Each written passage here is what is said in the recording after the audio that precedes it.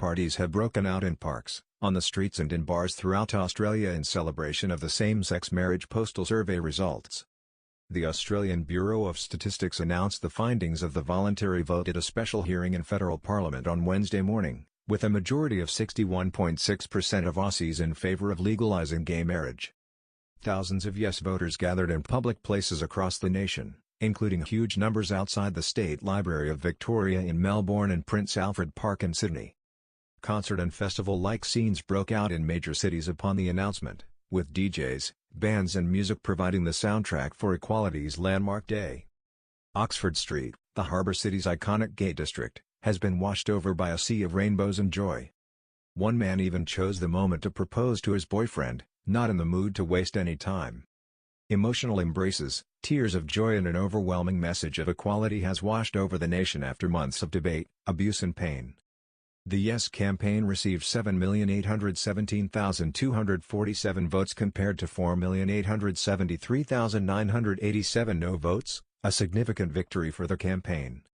The returned ballots amounted for 79.5% of the population, a strong response from the public to the controversial $122 million postal vote. The onus will now be on politicians to pass a bill in Parliament to legalise same-sex marriage, allowing Australia to join a host of other countries including the United States, the United Kingdom, France, Sweden and Canada who have already changed their marriage laws. Australian Bureau of Statistics boss David Kalish revealed the result to Parliament in Canberra on Wednesday, prompting widespread celebrations as supporters gathered at iconic landmarks across the country. Rainbow-coloured mohawks, men in wedding dresses and hundreds of same-sex rights flags have been spotted as the equality crusaders flocked to public areas for the announcement. Billboards, businesses and even cruise liners have been draped in rainbows for the result that was voted by 79.5% of those eligible. Champagne, bubbles and confetti has covered the skies across the nation's majority cities as parties kick off to celebrate the historic moment. The Australian Capital Territory led the way for the Yes campaign, with a monumental 74% in favour of same-sex marriage. Victoria was second with 64.9%, with Western Australia third at 63.7%. New South Wales was the only state or territory not to have a 60% or higher majority of yes votes, with 57.8% in favour of legalising gay marriage. Of the 150 federal electoral divisions, 133 registered a majority yes.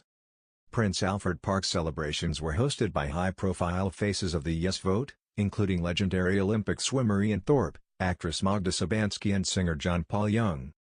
Both Thorpe and Szubanski gave emotional addresses to the audience after the yes result came through. City of Sydney Lord Mayor Clover Moore was also in attendance at the event that is expected to have well over 1,000 attendees. Prime Minister Malcolm Turnbull praised the nation for voting overwhelmingly yes for marriage equality, for fairness, for commitment and for love. Now it is up to us here in the Parliament of Australia to get on with it, to get on with the job the Australian people have tasked us to do and get this done, this year before Christmas, Mr Turnbull said. That must be our commitment. We asked the Australian people for their view. This was an unprecedented exercise in democracy. Now, I know that many people, a minority obviously, voted no. But we are a fair nation. There is nothing more Australian than a fair go. There is nothing more Australian than equality and mutual respect. Everyone has had their say. That's what we pledged at the last election. Many people stood in our way. The Labour Party, number of people on the crossbench and others. They didn't want up to have their say. We did. We must respect the voice of the people. We asked them for their view, and they have given it to us. It is unequivocal. It is overwhelming. More people by percentage voted on the issue than Britons voted on Brexit and Americans voted in the Donald Trump versus Hillary Clinton presidential election. Opposition leader Bill Shorten described the result as a fabulous day to be an Australian. Australians have voted for a generous view of themselves, for a modern Australia, where diversity is accepted, supported and respected, he told a marriage equality rally in Melbourne. And I just want to make one promise. Today we celebrate, tomorrow we'll legislate. Magda Szubanski led an emotional speech to thousands in Sydney's Prince Alfred Park following the result. She has been a tireless advocate for gay rights. When the announcement finally came through, it was the most incredible relief and joy and feeling of love and just sadness that we have been through this, she told hosts David Campbell and Sonia Kruger. It was kind of one of those epic moments when you are having every single feeling all at once. But also enormous pride in this country. Sabansky also addressed the No campaign and said there is no need for animosity. I just feel the most humbled gratitude to the people of Australia that they have been able to see through the BS that's been put out there, she stated. To the people who voted no, there is no need for animosity. I know people had their own reasons. It is a very small majority of people who really don't like us. Most people are okay, they are just status quo people and we can all go forward together. The actress also went on to explain why she felt marriage equality was important to Australia as a nation. You really can't call yourself a democracy when you have one segment of the population that fully does not have the same legal rights, she said. I think the fact that people have voted in favor of equality is a good sign. Not just for Ojibwe people but for the nation as a whole. Really every one of us is a minority of some sort and we all want to have ourselves represented fully and contribute fairly. It is a win for all.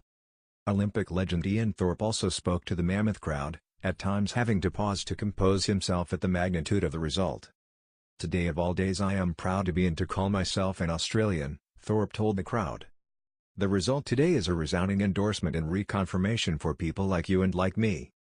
Thorpe thanked his partner during the speech, and said he was proud to be involved as an advocate for marriage equality. I had to ask my partner about this and I was grateful that he was prepared to be a part of this campaign as well. I was happy and proud, he said.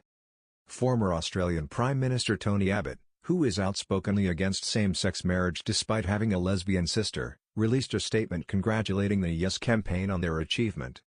The people have spoken and, of course, the Parliament should respect the result, he wrote. I also thank the 4.7 million Australians who supported marriage between a man and a woman.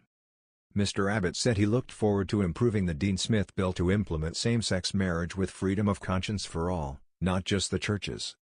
So far, this process has been a credit to us as a nation and now needs to be completed in a way that keeps us the best country in the world, he added. The result of the voluntary survey is not binding but puts pressure on MPs to approve changed marriage laws. Parliamentary debate to legalize same-sex marriage could begin as early as Thursday. A cross-party group of senators, led by Liberal Dean Smith and supported by senior Labour figure Penny Wong, among others, will introduce a private bill to the upper house on Wednesday afternoon. This means debate could start on Thursday morning, the Senate's usual time for considering private bills. Mr. Turnbull and other senior government ministers are backing the Smith bill as a good starting point for debate. It had the advantage of having been around for some months now, the Prime Minister said, unlike an alternative bill proposed